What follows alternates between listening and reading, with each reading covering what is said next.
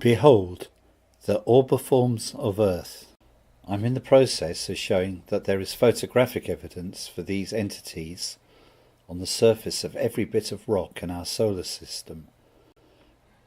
Planets, asteroids, comets, moons, the lot. Later shows will seek to demonstrate this. Today it is the Earth I want to look at. There are some images here which are screenshots taken from a documentary about theories of the earliest life forms on Earth. You really should watch this video, by the way, and I've provided links to everything below, as always. I will quote the words spoken by the presenter as he points at the orbiforms, or pods, here on Earth that I have also shown are present on Mars and the Moon in their myriad billions. So the quote begins, "See these dark bands of iron? This is the so-called banded iron formation. Now each one of these layers represents a rain of rust that fell to the sea floor 2.5 billion years ago. And you can see these pale bands in between. Now nobody knows if this represents some kind of strange seasonality. But if you think that every one of these layers of rust represents a pulse of oxygen in the oceans, then what you are looking at is the planet breathing the first breaths of the biosphere." There the quote ends. These rocks are in Western Australia and have been dated as having been formed around 2.5 billion years ago. In my last show, 2017, A Space Pod Sea, I theorised that the pods are a bioforming seed or spore of unknown origin. I suggested that they metabolise very slowly according to environmental conditions, reproduce in their billions, and excrete atmospheric gases. The current mainstream theory says that very early life forms existed on an Earth without an oxygen atmosphere. The life forms excreted oxygen as a toxic byproduct, and this oxygen combined with the iron dissolved in water created iron oxides, all the rust layers that you see here. I am proposing that it was these pods in their billions that carried out this kickstart function and delivered the first pulses of oxygen to our oceans and eventually to our atmosphere. It is ferociously reactive oxygen, of course, that makes the biology of our biosphere so dynamic and amenable to rapid evolutionary development. As plant life exploded into activity, producing great volumes of oxygen, the role of the pods seems to have become superseded. As full-scale, now indigenous biological activity flourished, the pods became lost and forgotten. Perhaps their metabolism ceases to function in the presence of some biological marker, or perhaps they are simply overwhelmed by hyperactive oxygen-driven metabolites. As we look at the pale layers in these pictures, we are seeing a corollary of the structure that exists on the Martian surface. The difference is that Mars is not water-rich in this epoch, so the pods pile up on each other in formations of geological scale, as I've sought to show in previous presentations.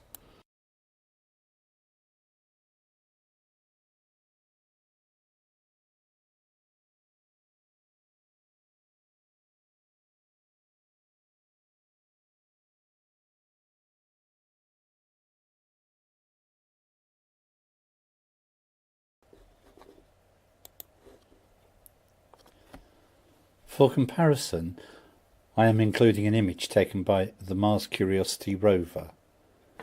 This is the cliff face of a mesa. We are told that this is sedimentary sandstone and possible evidence for large bodies of water on ancient Mars. But close examination of this structure reveals that it is not sandstone at all. It is layer upon layer of pods.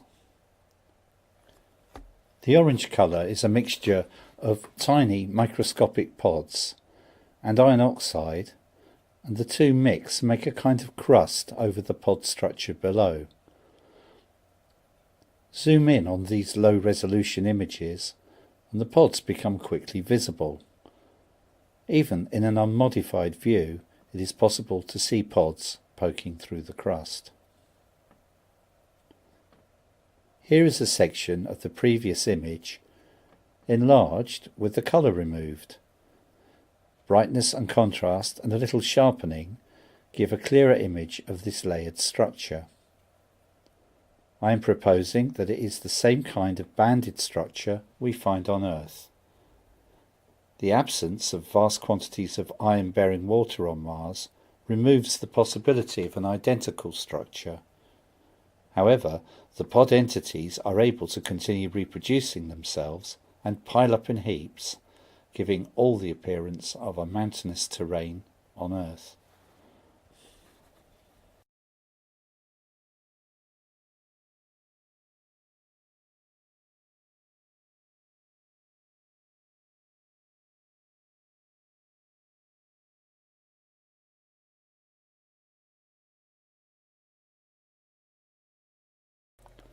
Now for more pods on Earth, but these ones were carried here in the body of meteorites and asteroids.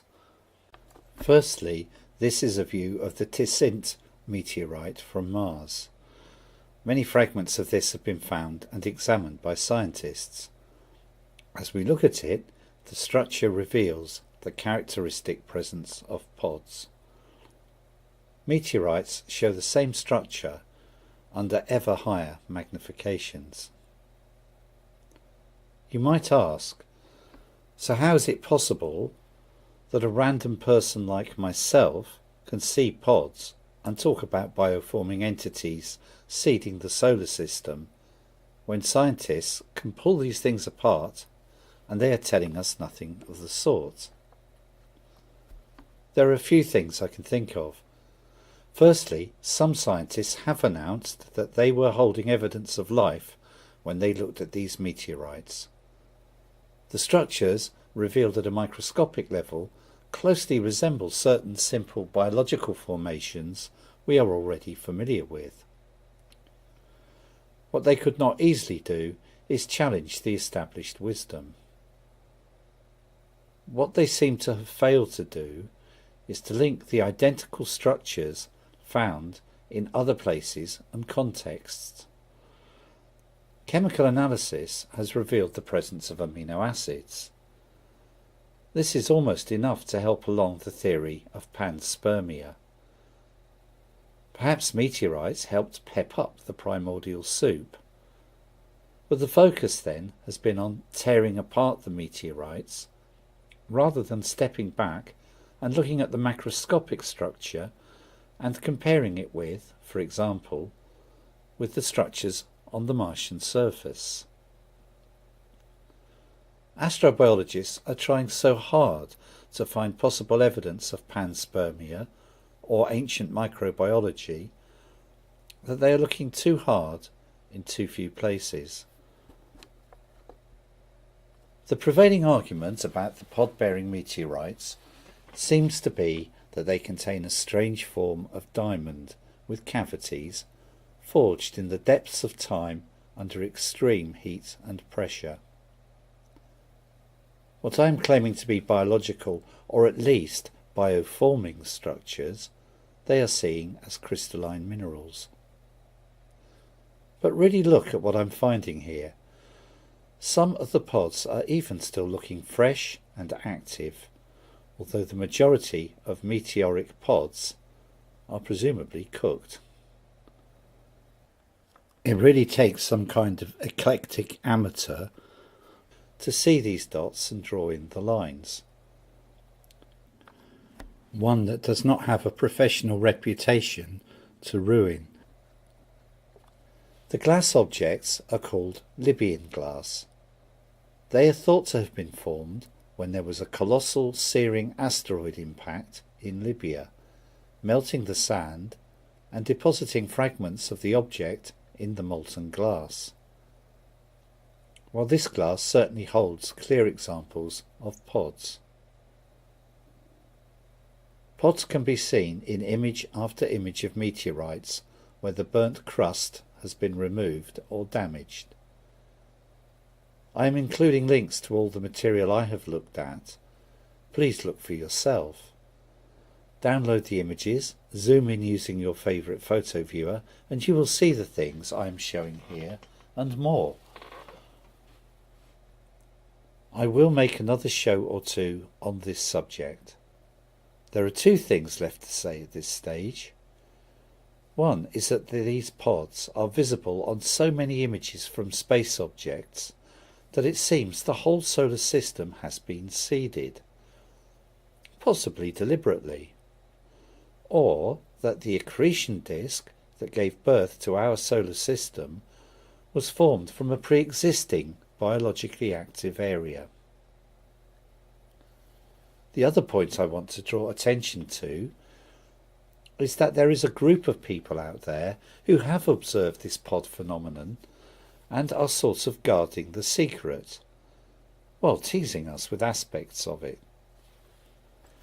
Many of the images and structures used in the conspiracy shows on YouTube contain images of the pods embedded within them.